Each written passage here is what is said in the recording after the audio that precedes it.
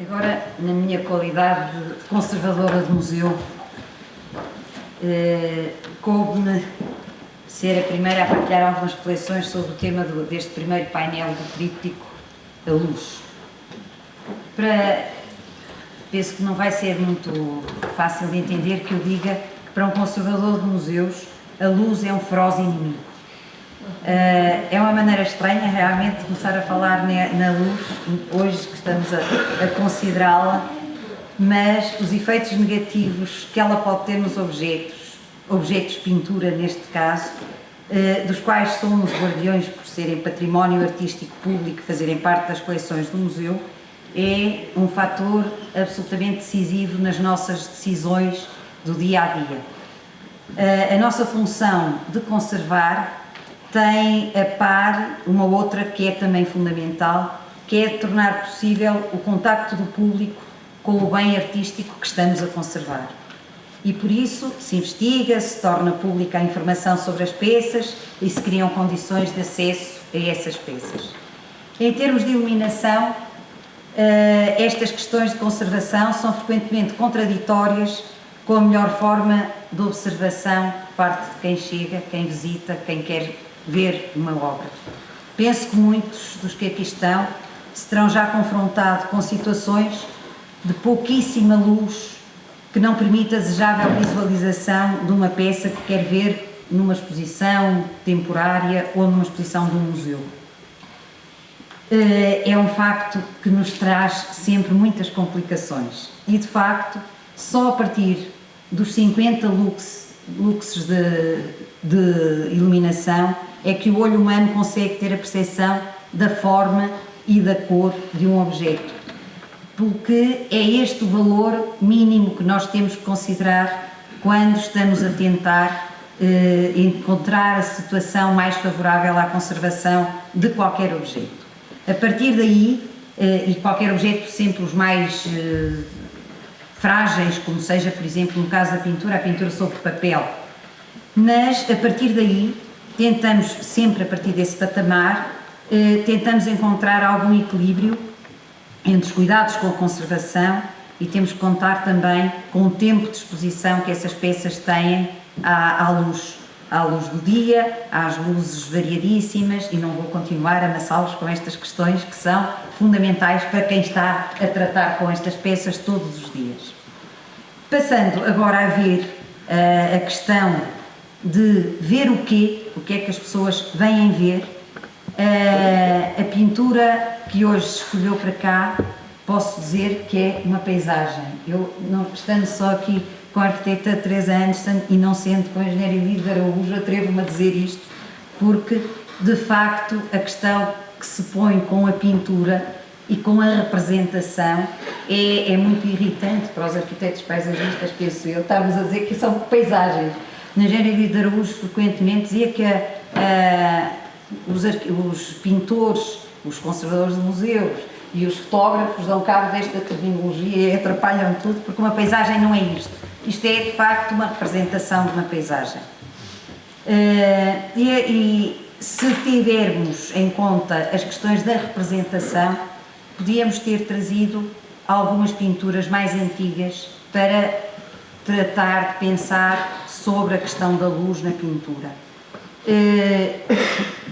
Todos nos lembramos de pinturas com céus carregados, mais antigas do que o Pousão. No meio dessas nuvens, normalmente, há uma aberta por onde surge a luz que ilumina uma área concreta que se quer iluminar naquela composição. E ainda antes, e pinturas mais antigas, século XV ou XVI, lembrei-me dos trípticos, lembrei-me de várias anunciações, muitas vezes volantes de um tríptico, em relação às quais a luz é trazida através de uma janela. Há um vislumbre de uma paisagem exterior, que é uma maneira que se repete depois em épocas mais recentes também para trazer aspectos do exterior para os interiores que estão a ser representados, mas neste caso das anunciações é muito curioso perceber como aquela luz vem incidir, teoricamente pelo menos, nas figuras centrais da Anunciação, o anjo, a Virgem ou o Espírito Santo, muitas vezes têm uma luz percebemos que é diferente e que ilumina de outra maneira, mas a janela está lá como fonte de iluminação. Neste caso concreto das paisagens, que é o caso desta pintura de Pousão, a pintura traz a paisagem para o nosso ambiente e traz-nos, nesta época, através de um objeto, o quadro em si, a pintura, este objeto, que traduz a emoção de um pintor perante ela. E essa tradução é feita de formas muito variadas, em que têm um peso relativo, quer os aspectos físicos, a forma, os objetos, os materiais que ele tem à sua disposição, que vão variando através das épocas, os suportes, a tela, a madeira, os pincéis, os pigmentos, os ligantes, a forma como o preparo dos suportes é feito, a espessura das camadas de tinta, a forma e a força das pinceladas, enfim, tudo isso se junta com a própria natureza do pintor, com aquilo que ele tem naquele momento disponível e com a sua própria disposição perante a dita paisagem que ele nos está a trazer. Em relação ao Henrique Pousão, o Paulo já se referiu, teve uma vida muito curta e esta pintura foi feita 2 anos antes dele morrer. Temos um caso extremamente curioso, porque faz hoje 130 anos que estava a assinar um relatório acerca do envio da sua segunda remessa de obras de pensionato. O relatório é feito no dia 27 de fevereiro de 1883.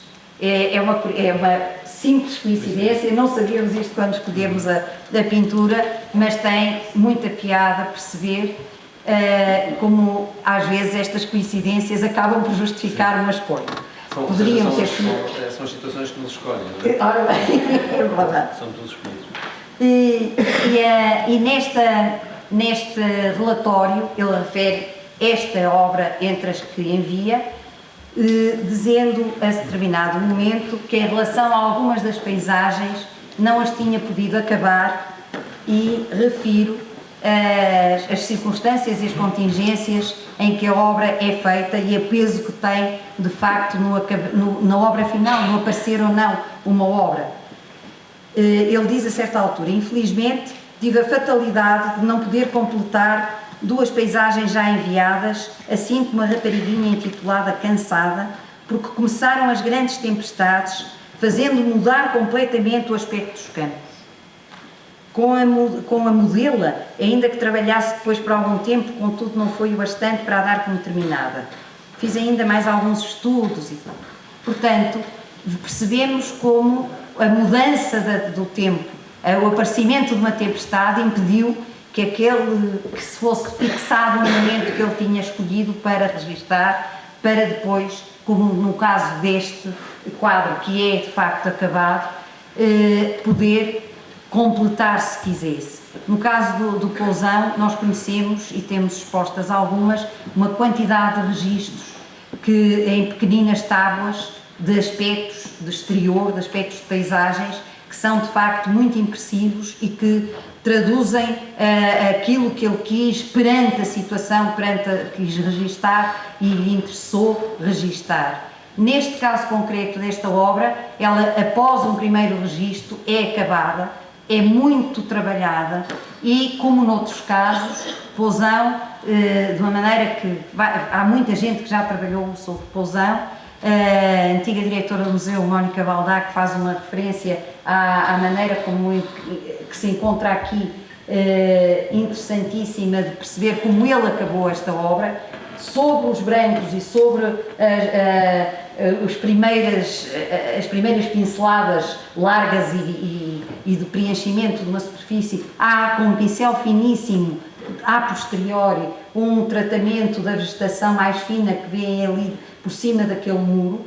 É curiosíssima a maneira como a luz, como outra pessoa que também já refletiu sobre ele, desde o José Teixeira, ao José Luís Porfírio, ao Bernardo Pinto, há uma quantidade de pessoas que já trabalharam, o Vítor Silva, outras obras também para além destas, para além das nossas conservadoras do museu, foi quem por várias vezes juntou muitos elementos sobre o material que há para estudar o Poussin, e José Luz Porfírio dizia também, em relação a esta pintura, uma coisa muito curiosa, que é que enquanto noutras obras o Poussin trabalha a luz tirando partido da luz refletida nos brancos, e ele usa, de facto, e eu não vou meter nos aspectos da paisagem, nos aspectos da arquitetura, porque ele tem de facto um entusiasmo com a arquitetura desta zona de Itália, com todos estes brancos, que faz lembrar muito a arquitetura da sua zona natal. Ele é de Vila Viçosa, portanto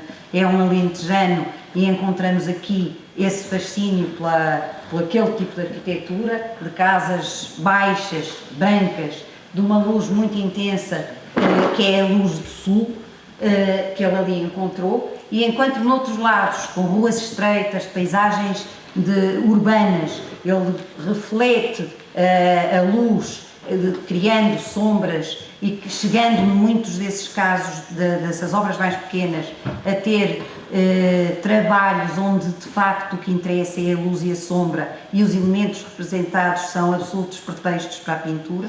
Aqui vemos que não, que é ainda uma representação muito fiel de uma paisagem, e a luz é uma luz frontal que ilumina de uma forma perfeitamente diferente o sol, o céu, as casas, e depois este primeiro plano da vegetação e da terra que vem ter connosco. A maneira como Poussin conseguiu tratar de forma tão diferente, neste caso a paisagem, é claramente demonstrativa de que ele foi um homem que não vou hoje falar nisso, nem estar a referir que desde o Abel Salazar se levanta a questão do impressionismo. É um homem que experimentou muitas formas de expressão, algumas mais intuitivas, mais repentinas, outras mais elaboradas, às vezes os mesmos aspectos de uma forma e de outra. Experimentou tudo, e tudo levaria a crer que continuasse essa experiência de formas que nos deixariam hoje ainda mais entusiasmados com a obra dele, se tivesse tido, com certeza, uma vida mais boa. Muito obrigada. Muito obrigado.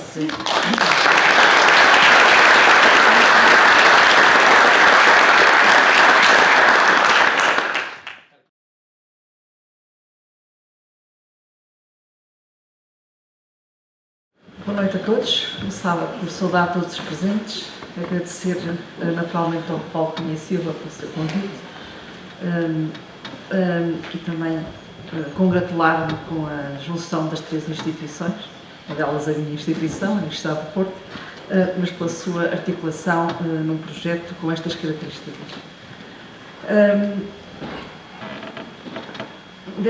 O Paulo desafiou-me a falar das paisagens da luz, e diria que já depois do que a Maria João disse, quase que já me apetecia não fazer aquilo que eu preparei para hoje, mas começar a responder à Maria João. Mas não vai ser assim, aliás, porque eu geralmente, quando falo dos temas da paisagem, mobilizo-me das imagens, e realmente hoje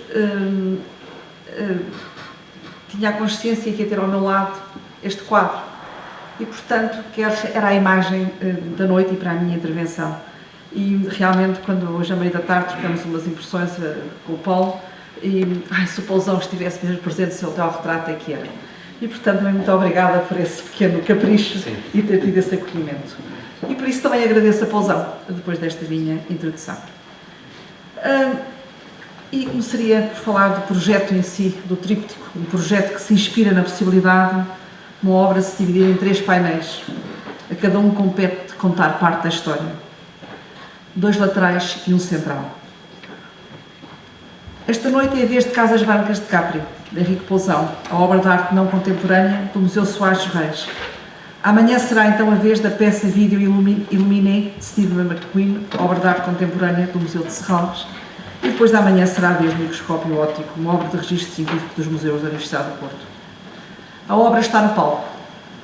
Está em cena e não na parede do museu, ou da sala, ou nas reservas, ou no catálogo, ou no postal, ou na imaginação de cada um de nós. Está em cena. E os espaços da cidade têm uma relação especial com o Museu Soares dos Reis. As suas paredes, as suas obras. Tantas vezes o tenho visitado, desde a minha juventude, que tenho Tenho sentimentos de apropriação pelo espaço e pelas suas obras.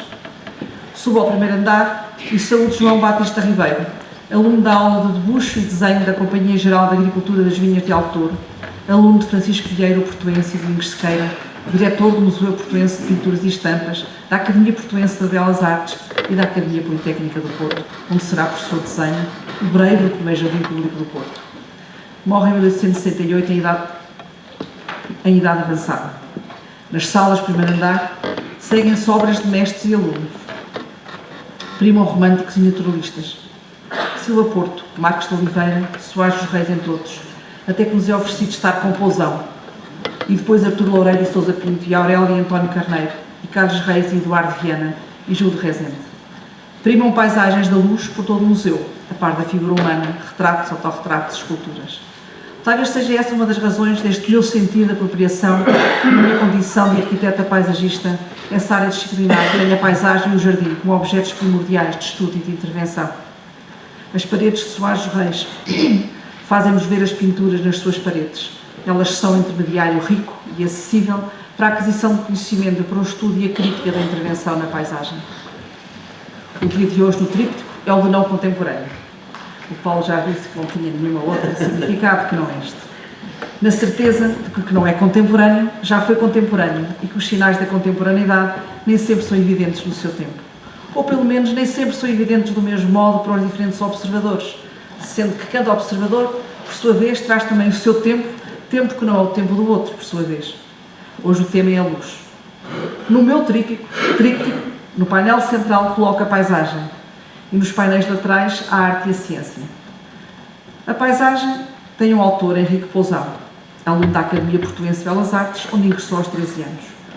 Pousão é um dos grandes mestres da luz, como todos sabem, como todos afirmam, mas considero também que Pousão é um grande mestre do lugar, da apropriação do lugar. E o lugar é Capri, essa ilha mítica no Golfo de Nápoles, no Mar Tirreno. Pousão, nascido na luz alentejana, educa o seu olhar na luz portuense, ruma à luz parisiense, muda-se para a luz mediterrânica de Roma e Capri para morrer na luz alentejana. Esta oportunidade de estar aqui hoje, numas escassas 2 horas de felicidade na biblioteca fria da Faculdade de Belas Artes. Privilégio raro nos dias de um professor universitário de hoje, subjugado nas suas tarefas cotidianas de natureza não propriamente académica. Senti necessidade de espreitar apenas, pois o tempo não dava para mais, o que outros sentiam e escreviam sobre Pousão. Deparei-me com vários autores, a Maria João já citou alguns deles, mas vou-me deter em Luís Varela Almira, que em 1959 escreveu: será possível admirar a pintura de Pousão neste mundo, que já não é o mundo onde o artista viveu? A natureza, o sol, os mistérios da luz continuam iguais aos de há 1000 anos. O estado da alma para a paisagem é que muda. E de tanto mudar parece abismado. Os naturalistas do anterior fim do século corriam para o campo, diligentes, a surpreender a realidade das coisas manifestas. O abstratizante de hoje, recordo que ele escreve em 59, o abstratizante de hoje volta às costas a esse mundo e percebe outra realidade nas configurações da sua transcendência plástica. Mas o crédito e a dor, na aventura destas duas perseguições, equivalem-se e apenas divergem no resultado prático das suas experiências. Sobre Pousão, ainda, diz Bernardo Pinto Almeida: nesse instante que durou a sua vida, pouco me sabem, aos 25 anos, produziu algo que não tinha antecedentes na nossa arte ao trazer uma luz nova e uma alegria nas melancólicas paisagens de Silva Porto, como no firme naturalismo de Marcos de Oliveira, não houve lugar para se manifestar. A luz foi a grande determinação de Pousão, aquilo que mais esplendorosamente se atesta em toda a sua obra, o motivo que perseguiu obsessivamente e sem repouso. A figura principal, central, da sua alegre dramaturgia de pintor. A sua personagem e o silencioso interlocutor da sua obra breve. A luz foi, por assim dizer, da pintura de Pousão, como que a sombra que a precede. E Pousão, um cometa que ofuscou o obscuro céu da arte portuguesa, com uma luz muito intensa e brilhante que não encontra com digno sucessor. Até que Bernardo Pinto Almeida acaba por dizer até Amadeu. Mas regressemos à obra, à paisagem e centremos no painel central do meu tríptico, onde está Casas Brancas de Capri. É uma representação do tempo parado, do imenso realismo. Toda Toda a paisagem está inundada da luz dourada mediterrânica iluminada pelo sol. Oferece-nos uma sucessão de planos e cores onde o branco se consome na representação das casas. As casas são brancas, mas o branco são as casas. O objeto de casas, suportado no castanho da terra, projeta-se no azul, nos azuis do céu e do mar, e há duas figuras humanas, alheias ao lugar. Terra, céu, mar, plantas, figueiras da Índia, ficus opúncia, casas. A paisagem está iluminada e ilumina-nos. A luz é silenciosa. Com os seus planos de luz e cor, somos levados a dizer que Pousão registra a essência do lugar, no Gênios Loci. Pousão é um pintor de lugares, as ruas, as casas, os cais, os pátios. Somos levados a ver essa essência do lugar, o que é o mesmo que dizer apreender a essência do lugar.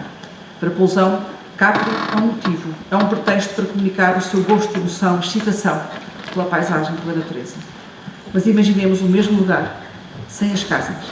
Pousão provavelmente não o teria escolhido para motivo. E o mesmo lugar, sem as duas figuras. A representação, a expressão e a realidade deixaram de ser o que são.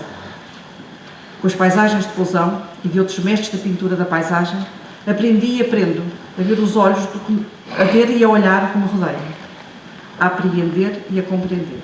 Para os arquitetos paisagistas, as paisagens são entidades complexas e diversas, sujeitas à mudança, que, como qualquer ser vivo, têm uma estrutura e são multifuncionais, são composição, têm o seu caráter, o seu Gênios Loci, e são também o cenário da vida cotidiana e da celebração, onde nos colocamos na paisagem, de onde observamos, como observamos e como somos observados, e como nos deixamos observar, onde colocamos o objeto na paisagem, os elementos da paisagem, inserção de novos elementos ou a substituição de elementos existentes por outros resultantes da criação humana.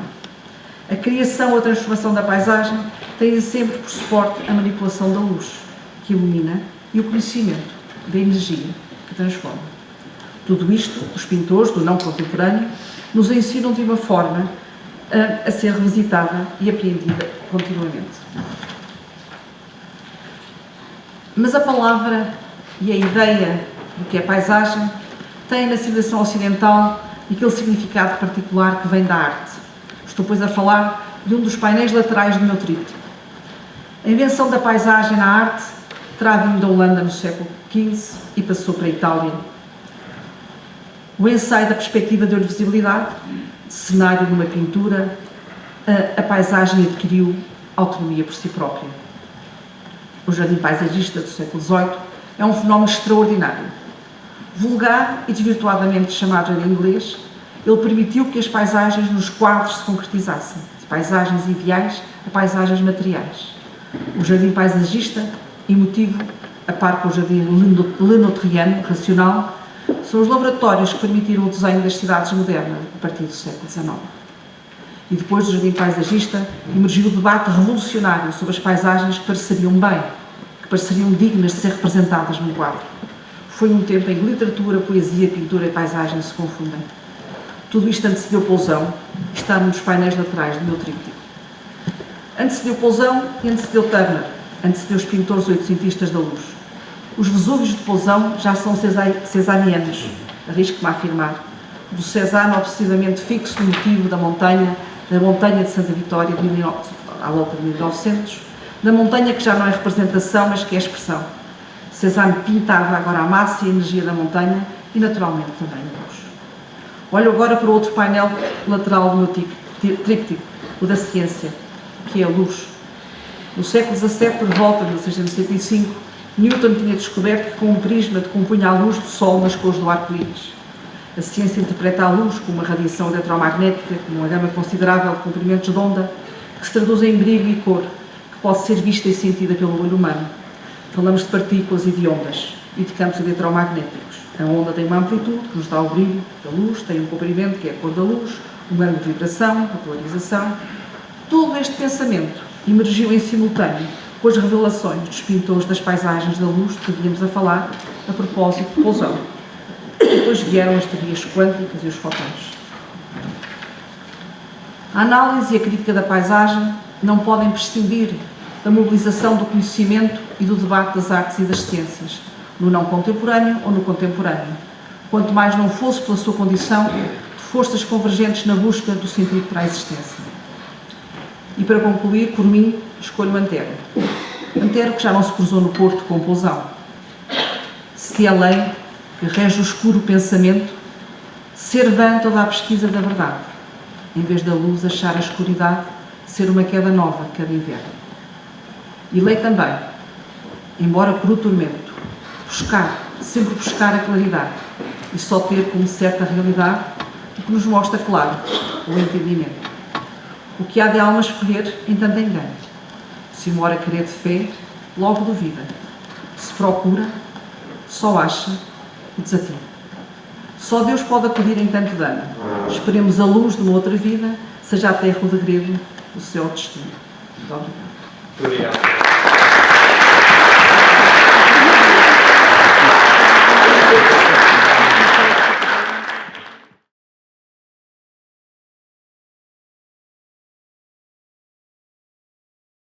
É um gosto estar como português e arquiteto, ser convidado para uma iniciativa destas três entidades, que tem sido uma espécie de sustentáculo de sístolos e diástolos, uma atividade cultural aqui no Porto Científico.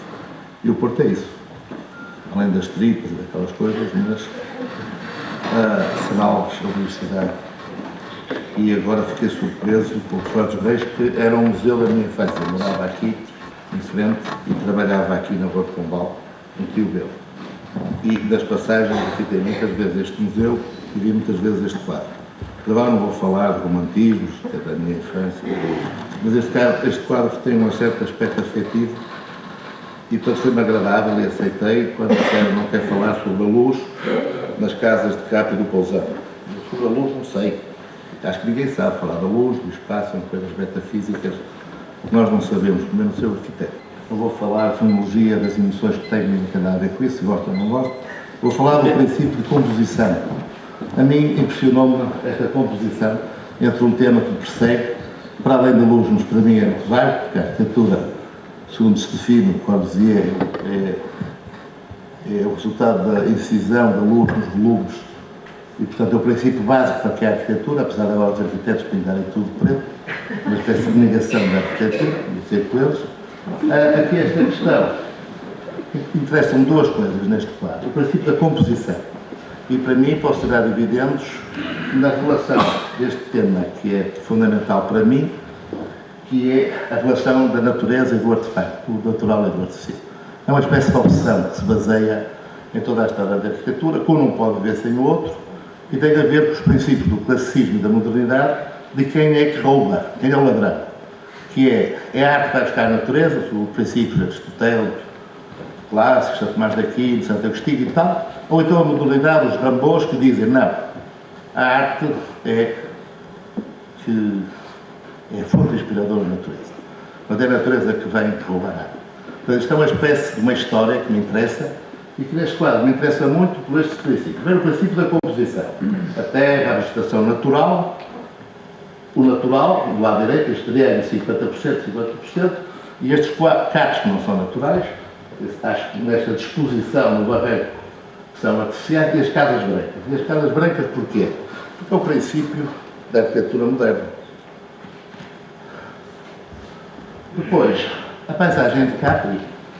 Pousão também parece, e gosto desta espécie de alma gêmea, também ando com falta de ar, é que desta relação entre a natureza e o artefacto. A construção dos muros feitos pelo homem, a construção, o mar já lá estava, e a maneira como o Pousão vai roubar esta imagem e constrói a imagem entre a 50% diagonal. Lembro muitas vezes as fotografias de Ferreira Alves, quando me tira fotografias, eu vejo, por exemplo, uma preocupação de fazer a composição do ângulo superior direito com o ângulo inferior esquerdo. E mais uma vez aqui o Pousão em Capri, em Ana Capri, obedece este princípio da regra, jogando para estes dois temas, artificial e natural. Interessa-me também este outro quadro como uma espécie de estudo, com a diferença do primeiro, em que não tem personagens, não tem aquelas mulheres do lado esquerdo. Portanto, ele repete, ensaia, portanto, tem uma opção de atingir a perfeição e retira das pessoas, como quem diz. A mim o que me interessa é este conceito, este choque, ou esta empatia que existe entre a natureza e o artefacto. Voltando às casas brancas, interessa como princípio base da arquitetura contemporânea. Portanto, estamos a falar para usar mais contemporâneo, mas leva-me a que falar da arquitetura contemporânea, por acaso é 27, e vemos este aldeamento, que é uma espécie de uma exposição, com todos os grandes arquitetos do século XX, vai ser novo. É Instituto Galeria 27, que se constrói com o Mies van der Rohe à Acrópole na parte de cima, depois um conjunto de vivendas em que cada arquiteto faz o seu manifesto. Depois a crítica diz isto é uma aberração e isto não é nada, e é uma casa com casas para selvagens, baseia-se no princípio da arquitetura mediterrânea, de Marrocos, e faz uma notícia no jornal com estes camelos e estes árabes. Isto não é uma nota, mas interessa. E o princípio da composição deste agrupamento urbano, com o Vassenhoff, com os vários autores, no fundo parte do princípio, para ser moderno, mas parte de princípios clássicos da Grécia. Vemos aqui uma gravura do Schinkel, e eu não consegui encontrar a gravura do Schinkel sobre Delfos, que é a base com que o Mies van der Rohe faz este aldeamento. E se formos a ver, se puxarmos, oferecermos um zoom, podemos encontrar o princípio da volumetria clássica nesta composição moderna. Mas voltemos de novo a Capri. E voltemos de novo a esta relação do natural com o artificial e sobre a luz. Da pedra assente na terra. E é impossível falar, impossível eu não me esquecer, talvez da casa que gosto mais, uma das casas que gosto mais, que é a Casa Malaparte em Capri. Que é uma casa feita em cimento pintado de vermelho em cima das rochas. E vemos exatamente esta ligação da rocha natural com a matéria artificial desenhada, há quem diga não pelo arquiteto, mas pelo próprio Malaparte.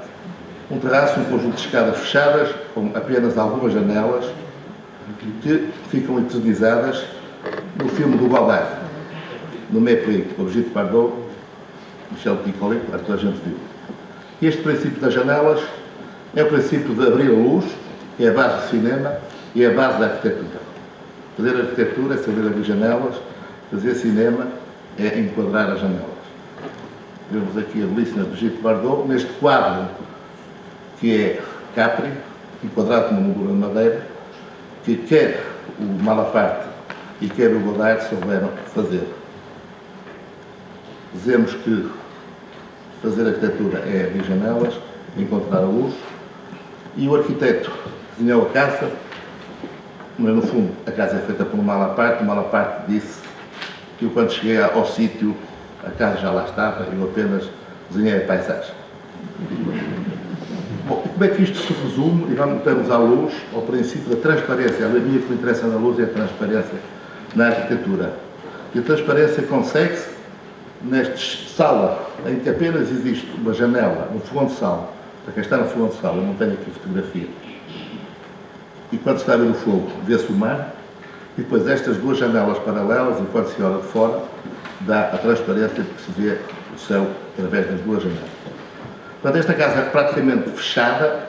O facto de ter estas duas ligações ao mundo, ou uma só, fazem uma agudização da realidade exterior, que é o mar e a paisagem. Ao contrário desta casa do Mies van der Rohe em Chicago, que é toda transparente, é toda em vidro. Mas o facto é que esta casa é toda aberta e é fechada, porque não se vê um palmo entre o vidro e as árvores. E esta contradição, como dizia Otávio, e a arquitetura, ao contrário, também é verdade. E esta casa é toda fechada com duas janelas e é mais transparente possível, porque o mar está sempre na nossa cabeça. Esta casa é transparente e vemos que está rodeada e ao fim de 10, 20 metros não se consegue perceber a realidade exterior. É feito com um princípio de composição em que a transição dos terraços para as salas ou para a parte fechada é articulada por esta árvore. O que é contra a natura é existir esta casa, estes perfis de ferro feitos pelo homem no meio deste posto maravilhoso, mas a própria casa, o interior, é contra a natura, pelo facto de se poder apenas pôr um retrato de uma filha num armário, porque não há paredes, é tudo transparente. É de tal maneira transparente que se torna cega. Como dizia o meu amigo Cabrita Reis, eu sou do lado da luz e não da fé. Mas a luz é de ter cuidado, porque quando é muito intensa também cega. E acabo com esta imagem, que é o mesmo bosque da casa de Fensoeiro, feita com 2 perfis metálicos, e diz, para dizer a verdade, a natureza não me interessa nada, exceto quando esconde uma emboscada, isto é, quando há algo humano nela. Portanto, a natureza é um facto banal para os artistas. A arte sem a natureza não tem incidência porque não tem inimigo, e os dois em conjunto é que fazem a felicidade dos homens. Muito obrigado.